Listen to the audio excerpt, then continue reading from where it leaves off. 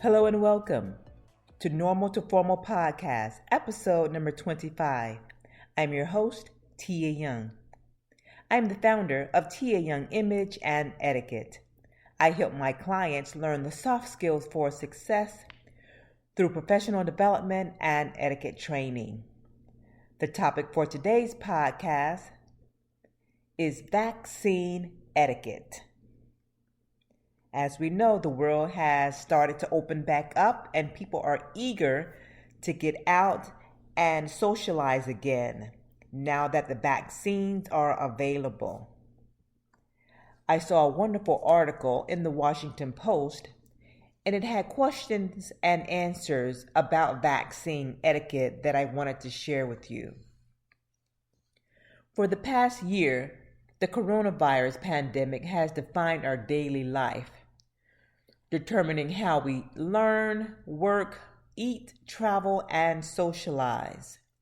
But those parameters are changing as millions of vaccinated Americans mingle with the millions waiting for their turn and the millions who remain reluctant to get the shots. That means the rules of etiquette are changing as well. 6 months ago, when the pandemic had transformed from novelty to new reality, it seemed time to codify how to trudge through life in a mannerly fashion. The Washington Post turned to several professional advice and etiquette experts for guidance on issues of the time: how to greet people, respond to invitations, tip delivery drivers, etc. Now the vaccines have brought a whole new set of sticky situations to negotiate politely until the time when we hopefully reach herd immunity. General vaccine manners. So we have several questions that we're going to ask and answers to follow. The first question: how can I politely ask someone if they've been vaccinated?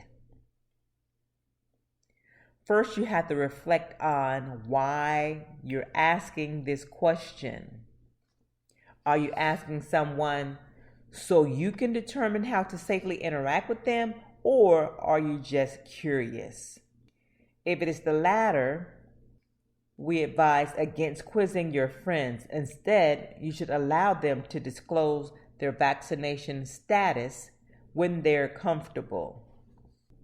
When it comes to the vaccine status, Judith Martin, who's known as Miss Manners, says the kindest thing is for people to volunteer that they're vaccinated in a conversation.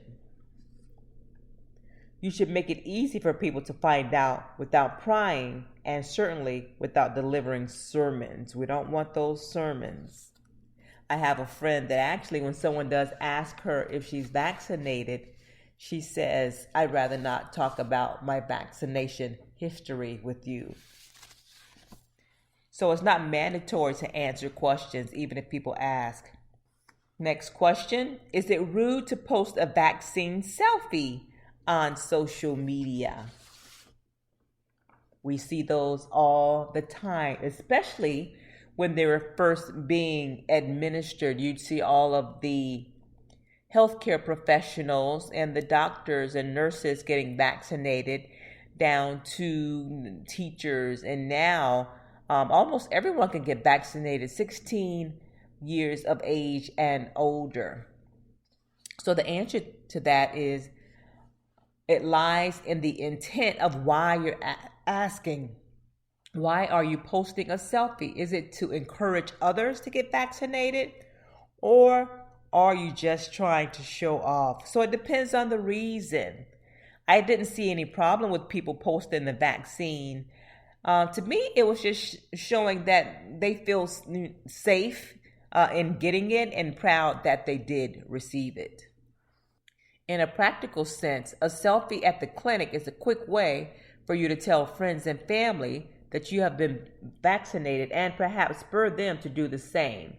But if your posting is less of a public service message and more of a gloating, you should think twice about it. Public health experts hope vaccine selfies will encourage those who are still hesitant to register for an appointment. While public opinion has changed and more people are open to getting vaccinated, a CBS News poll conducted in March found 22% of Americans still say they're not sure they will get a vaccine when it is available to them, and the other 22 saying that they will not get the vaccine shots. If you do decide to post a selfie from a clinic, be sure to obscure the personal information on your vaccination card before sharing it on social media. I've heard many instances of fake cards going around, so people can steal your information and use it as their own. So be very, very careful to obscure that information before you share it. But do take a picture of that card for your own use, because it's going to be very, very important to be able to prove that you have been vaccinated. And keep it safe somewhere, as if the same place you may keep your passport. So keep that safe.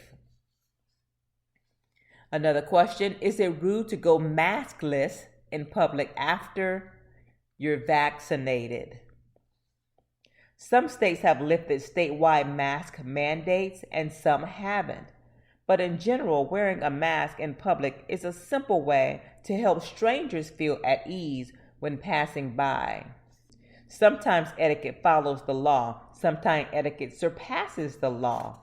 We need to continue to think of ourselves as larger communities where we're each trying to protect each other.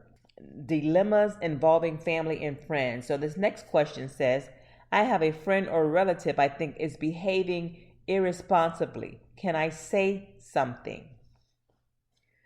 The answer is whether the person is sharing unmasked selfies or vaccine misinformation, calling them out could end up making them more set in their ways or beliefs, experts say. There has been a rash of people lecturing one another about what they should or should not be doing during the pandemic. Martin says these sermons are largely unproductive. The one time it may be useful to have this type of conversation is when it is with someone you are already close to, and you can do so privately. So someone you're already close to and that you can do privately, not in public and not giving sermons. However well-intended it may be, Celeste Headley, a journalist and author of We Need to Talk, How to Have Conversations That Matter, says that offering unsolicited advice through a public Facebook or Instagram comment will not change a thing. It's never okay, and it's never a good idea, never, ever, ever, Headley says, in fact, when we get that unsolicited advice, your brain goes through the same series of actions that it would if you're being physically attacked. If you see something that disturbs you on social media, start by assuming the best. It could be that someone shared an article without knowing it was misleading or did not realize their behavior was unsafe. The next question, can I try to convince someone to get vaccinated? The answer, although it may be worthwhile to talk with loved ones who do not agree with you, do not expect conversations about vaccines to resolve quickly. Be respectful when someone says they do not want to talk anymore, and look for other signs that the conversation should be drawn to a close, such as the other person's mood and body language and the tone of the discussion. Instead of asking questions such as, why haven't you gotten your vaccine? You can try sharing your own experience with the vaccine and create the opportunity for others to ask you about the shots. You may not convince them today or tomorrow, a professor of health communicated, but if you know when to drop the subject, there may be an opportunity to convince them down the road when they're ready instead of losing them completely. Our next question, how do I talk to a friend or family member who wants to visit but isn't vaccinated? The answer is don't feel obligated to welcome an unvaccinated person into your home. Explain that you are not comfortable being inside with others unless everyone has been vaccinated. They have made a decision that is basically a public health threat, and it goes back to thinking about we, not me. A licensed psychotherapist suggests trying to find common ground. Start by acknowledging that it is a difficult time and everyone wants to stay healthy and safe. Then she says, work with your loved ones to think of ways to maintain connectedness, whether it's socially distant, outdoor gatherings, or Zoom sessions. Our next question, can I ask other parents if they've been vaccinated before my kids goes to their house to hang out? Well, that's a good one there. Megan Leahy, a parenting coach and columnist for the Post, says, you're free to ask the question, but be clear about why you're asking it. All coming back to why. Here's how Leahy suggests you start the conversation.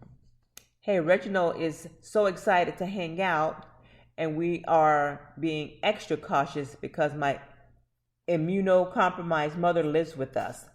So, are y'all vaccinated yet? It's fine if you aren't. We just may need to move the play date outside. Be clear, be transparent, and be open to another option based on the responses you get. Next question, how do I reconnect with a friend I haven't talked to since before the pandemic? Post columnist Carolyn Hacks says the best way forward is straight through the first awkward hello. Our next area of topic is handling dining out and events. So this next question is, how can I politely say no to plans for gathering in public? Start by determining your boundaries in advance. Like, what situations would you be okay with? And what would make you feel uncomfortable? If you're not comfortable, you can put the no on yourself as a way to avoid any appearance of passing judgment on the other person's decisions. Next question, what is the guidance for mannerly dining out? The answer, do some research in advance to see what the business's protocols may be for indoor or outdoor dining. Some places ask diners to order from their phone, for example. Others have restrictions on the number of people who can sit at one table. The CDC recommends that customers wear their masks at a restaurant whenever they're not eating or drinking, regardless of whether they're dining indoors or out. You should also wear a mask whenever you're interacting with restaurant staff or walking to the restroom. Extra safety measures at bars and restaurants might mean service is a bit slower than usual. Barreri, a longtime bartender and bar and brand consultant in Atlanta, told the Post, the restaurant also might be short-staffed, so be patient and remember to tip generously for the service. And I try to do that because I know service professionals, especially in restaurants, have a little bit heavier load and serving more people. They're getting out a little more. The restaurants are a little more packed now, I'm noticing. And the staffs are trying to keep up, but it's very difficult to do so. And keep a great trained staff is very hard to do, and great customer service. Next question, how can I host a small gathering so everyone is comfortable? If you're thinking of inviting a small group to your house or out to dinner, provide some context with the invitation. Help your guests feel at ease by sharing your vaccination status, whether the gathering will be indoors or outdoors, and how many people are invited. If possible, provide alternatives for times and locations. Petrol urges trying to accommodate your guests' concerns rather than excluding people.